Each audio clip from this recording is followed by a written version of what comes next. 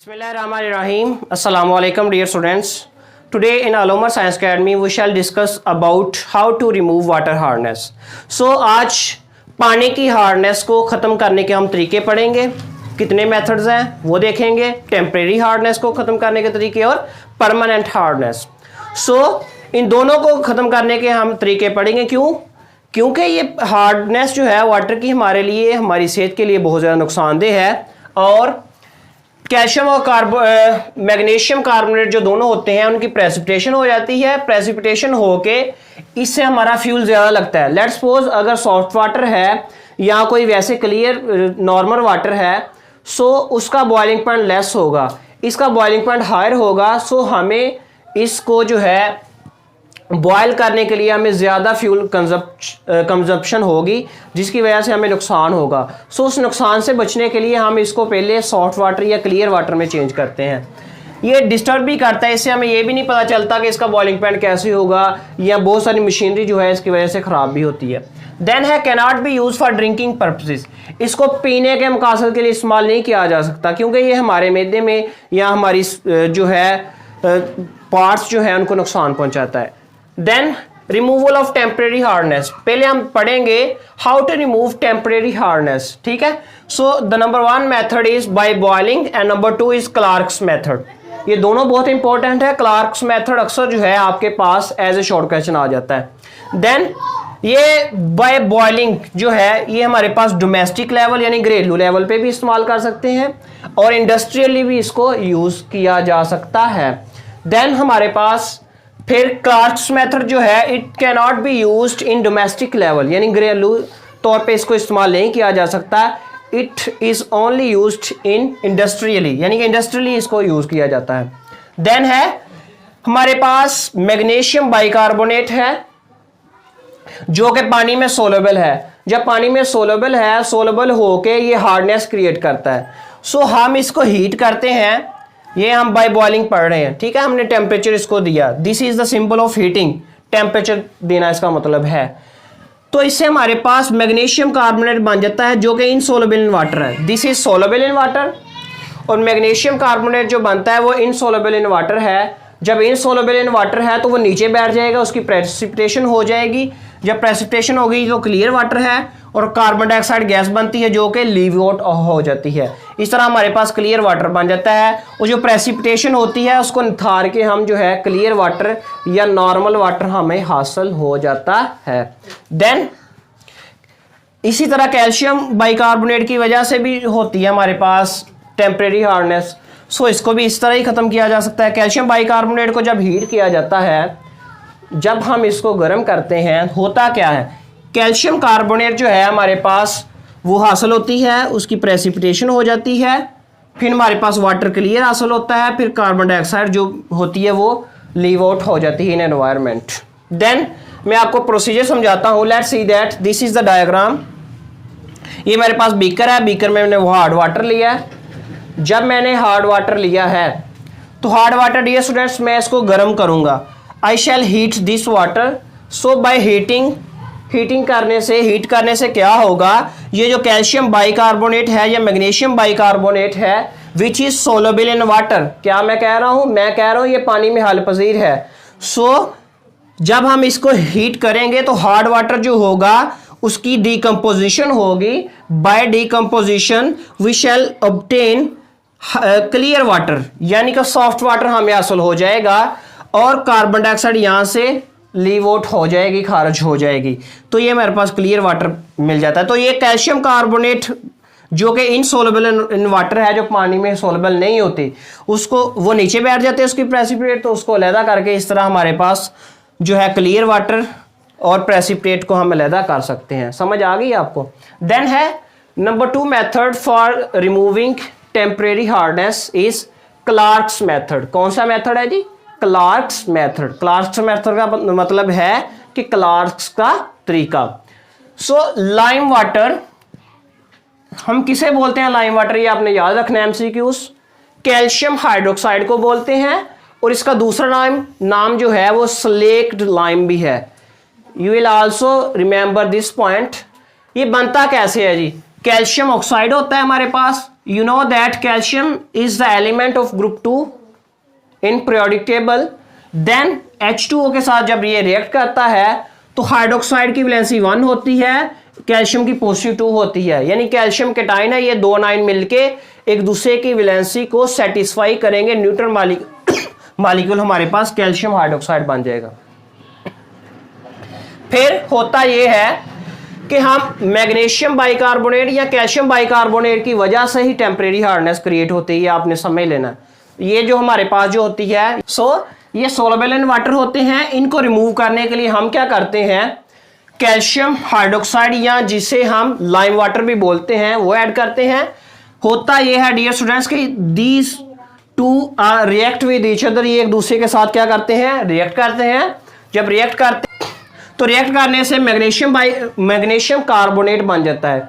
Magnesium carbonate जो है हमारे पास इनसोल्युबल इन वाटर है, प्रेसिपिटेशन हो जाती है और नीचे बैठ जाता है। इस तरह कैल्शियम कार्बोनेट, इसकी प्रेसिपिटेशन हो जाती है और ये भी नीचे बैठता है और हमारे पास क्लियर वाटर हमें हासिल हो जाता है। नेक्स्ट है कैल्शियम बाइकार्बोनेट, इसी तरह यानी कि सेम इसी तरह का रिएक्शन है। जब इसमें भी सिलेक्ट लाइम हम डालते हैं तो हमारे पास 2 कैल्शियम कार्बोनेट, देखें जिसके साथ भी CO3 ग्रुप आ जाए आप उसको कार्बोनेट का नाम देंगे और जिसके साथ HCO3 का नाम आए उसको हम बाइकार्बोनेट का नाम देंगे। 2 कैल्शियम कार्बोनेट बन जाएंगे, 2 वाटर के मॉलिक्यूल्स, तो ये प्रेसिपिटेशन हो जाएगी इसकी और ये हमारे पास क्लियर वाटर हमें हासिल हो जाएगा। देन हम पढ़ेंगे नंबर 2 परमानेंट हार्डनेस को खत्म करने के तरीके, वो भी हमारे पास 2 हैं, ये भी आपने याद रखना, MCQs है। वॉशिंग विद सोडा, यानी कि सोडे के साथ जो है आप इसको जब वॉश करेंगे, यानी कि सोडियम कार्बोनेट को हम सोडा बोलते हैं, और सोडियम जियोलाइट सेकंड मेथड है। ये जियोलाइट क्या है ये मैं आपको एक्सप्लेन करता हूं आगे। देन डियर स्टूडेंट्स हम ये पहला मेथड डिस्कस करते हैं। लेट्स सपोज आपके पास कैल्शियम सल्फेट और मैग्नीशियम सल्फेट की वजह से आपने पढ़ा है कि परमानेंट हार्डनेस होती है। होता ये है कि ये जो सोडियम जो है, ये कैल्शियम जो है हैवी मेटल, इसके साथ रिप्लेसमेंट कर लेता है। जब रिप्लेसमेंट कर लेता है यानी कि ये कार्बोनेट इसके साथ आ जाता है, ये इसके साथ आ जाता है सोडियम साल्ट, तो इसी तरह जो है हमारे पास ये कैल्शियम सल्फेट खत्म हो जाता है तो वो साल्ट बन जाता है अलहदा। तो हाँ, इस तरह हमारे पास इसकी प्रेसिपिटेशन हो जाती है जो कि इनसोल्युबल, जो पानी में हल नहीं होता और नीचे बैठ जाता है। देन है मैग्नीशियम सल्फेट भी इसी तरह, ये भी सोडियम के साथ जो है रिप्लेसमेंट हो जाती है इसकी भी, और मैग्नीशियम जो कार्बोनेट बन जाता है जो कि नीचे प्रेसिपिटेट हो जाता है, अलहदा हो जाता है, क्योंकि मैग्नीशियम सल्फेट की वजह से ही हार्डनेस थी, फिर वो खत्म हो जाएगी। तो हमारे पास सोडियम सल्फेट अलहदा बन गया, वो साल्ट के तौर पर है। देन है number 2 method by using sodium zeolite. I shell also told you about the introduction of sodium zeolite. मैं आपको इसके इंट्रोडक्शन के बारे में बताऊंगा ताकि आपको ये जियोलाइट का लफ्ज़ नया नया लग रहा है। मैं आपके लिए इंशाल्लाह आसानी पैदा करूंगा। इस तरह है dear students, naturally and artificially इसको तैयार किया जाता है। कुदरती तौर पर भी ये पाया जाता है और आर्टिफिशियली मसनूई तौर पर भी इसको तैयार किया जाता है। देन इसकी फिजिकल अपीयरेंस क्या है, वाइट पाउडर सब्सटेंस है जो कि क्रिस्टल स्ट्रक्चर होता है इसका, यानी कि बिल्कुल ऑर्डरली अरेंजमेंट इसमें एटम्स या आयंस होते हैं। हाइड्रेटेड एल्यूमिनियम सिलिकेट इसका नाम है। इसका एवरेज इसकी कंपोजिशन क्या होती है, इसमें सोडियम ऑक्साइड 17% और एल्यूमिनियम जो है ट्राईऑक्साइड वो 28% होती है, सिलिकॉन डाइऑक्साइड 33% होती है, और वाटर मॉलिक्यूल्स या वाटर वेपर, वाटर के जो मॉलिक्यूल्स होते हैं वो 22% होते हैं। Then what's about general formula, what is the general formula of zeolite, ये आपकी कंफ्यूजन दूर होने जा रही है। सोडियम एल्यूमिनियम सिलिकेट, ठीक है, इसका नाम है। ये जो this is the biggest the largest component of detergents, ये सर्फ वगैरह है, इस तरह की प्रोडक्ट्स जो है उन्होंने बहुत ज़्यादा जो है तादाद में, बहुत ज़्यादा कंपोजिशन में ये पाया जाता है। क्या, सोडियम जियोलाइट, क्योंकि ये वॉशिंग पर्पसेस के लिए, फॉर क्लीनिंग पर्पसेस के लिए, फॉर क्लीजिंग पर्पसेस के लिए it is very good. Next point about it is that also use in petroleum cracking. इसको पेट्रोलियम की क्रैकिंग में भी इस्तेमाल किया जाता है, यानी कि इसके यूजेस इंपॉर्टेंस इसकी मैं आपको बता रहा हूँ। Best in ion exchange medium, देखें इधर देखें, ये आयन एक्सचेंज का काम कर रहा था ना, इधर सोडियम, सॉरी ये तो सोडियम कार्बोनेट था ना, इधर हम डिस्कस करेंगे। ये बेस्ट आयन एक्सचेंज के तौर पर काम करता है। फिर डोमेस्टिक और इंडस्ट्रियली दोनों, यानी घरेलू तौर पर, छोटे पैमाने पर और बड़े पैमाने पर इसको कमर्शियली भी इस्तेमाल किया जा सकता है। फिर sodium, let's say that this is sodium zeolite and calcium sulphate की वजह से हमने पढ़ा है कि हमारे पास वाटर हार्डनेस परमानेंट होती है। सो होता ये है, this sodium will replace with calcium. So हमारे पास क्या बन जाएगा, सोडियम सल्फेट बन जाएगा और कैल्शियम जियोलाइट के साथ आ जाएगा, यानी कैल्शियम सल्फेट खत्म हो गया, ये साल्ट बन गया और ये calcium zeolite which is unreactive form. ये इतनी रिएक्टिव फॉर्म नहीं है, which don't disturb the hardness, ये हार्डनेस को डिस्टर्ब नहीं करती। देन है ऐसे ही, फिर कैल्शियम जियोलाइट जो है फर्दर NaCl के साथ रिएक्ट करता है, हमारे पास सोडियम जियोलाइट दोबारा हासिल हो जाती है और कैल्शियम क्लोराइड बन जाता है। तो इस तरह हम इसको ख़त्म कर सकते हैं। देन मैंने आपको बोला था ये हमारे पास अच्छा नहीं होता hard water. So what are the disadvantages of hard water. So क्या नुकसानात हैं, क्या हमारे पास इनके बेनिफिट नहीं है भाई, इसके नुकसान ही है हार्ड वाटर के। इसीलिए तो हम इतना खपे हैं, केमिस्ट लोग इतना खपे हैं, खपाई करके उन्होंने रिसर्च कर करके ये मेथड ढूंढे हैं, इसको ख़त्म करते हैं तो हमारे लिए जो है वो सेहत अफजा होते हैं, सेहत बख्श होते हैं। देन देखते हैं जी, number 1 point, greater consumption of soap while washing through hard water. देखें हार्ड वाटर जो है अच्छा जाग नहीं बनाता, सो हमें ज़्यादा साबुन लगता है अपने कपड़ों को साफ करने के लिए। फिर कैसे, देखें हमने पढ़ा है कैल्शियम आयन केटाइन प्रोड्यूस हो जाते हैं। ये देखें वाटर का मॉलिक्यूल एक पोलर मॉलिक्यूल है जिसमें हाइड्रोजन बॉन्डिंग एग्जिस्ट करती है। ये ऑक्सीजन की इलेक्ट्रोनेगेटिविटी ज़्यादा है, जब ऑक्सीजन की इलेक्ट्रोनेगेटिविटी ज़्यादा है तो हाइड्रोजन की कम है।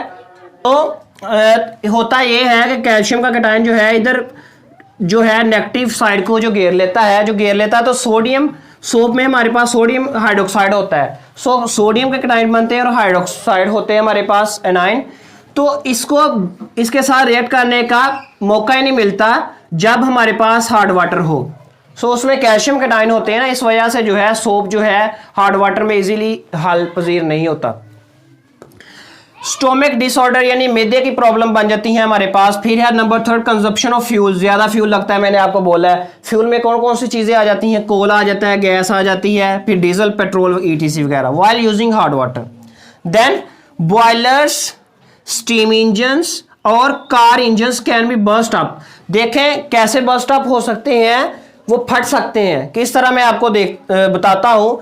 लेट्स सपोज होता ये है हमारे पास, दिस इज हार्ड वाटर, ये हार्ड वाटर है, हमने बॉयलर लगाए होते हैं। बॉयलर का काम क्या होता है, जो है बॉयल करना किसी भी चीज़ को।